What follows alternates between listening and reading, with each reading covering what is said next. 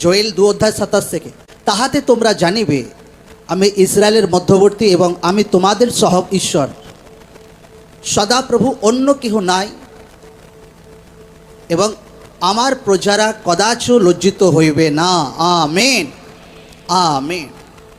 ঈশ্বরের বাক্য বলছে, আমি ইসরায়েল লোকদেরকে ঈশ্বর বলছে যে আমি তোমাদের লাইফে এমন কার্য করব, দুনিয়া জানতে পারবে যে আমি জীবিত ঈশ্বর আছি, আর তোমরা কখনো লজ্জিত হবে না। তোমাদের জীবনে এমন কিছু কার্য করব, কি সেই কার্যটা কি ছিল, যে এমন কিছু কার্য যে তোমাদের দ্বারা আমার মহিমা হবে, তোমরা কখনো লজ্জিত হবে না। সেটা হচ্ছে পবিত্র আত্মার ভরপুরি। এখানে লেখা আছে 28 পদে, আর তৎপরে এইরূপ ঘটিবে, আমি মর্ত মাত্রের উপরে আমার আত্মা সেচন করিব, আর তাহাতে তোমাদের পুত্র কন্যাগণ ভাবাড়ি বলিবে, তোমাদের প্রাচীনরা স্বপ্ন দেখিবে, তোমাদের যুবকেরা দর্শন পাইবে, আর তৎকালে আমি দাস দাসের দিগের উপরেও আমার আত্মা সেচন করিব। সকলে বলুক আমেন।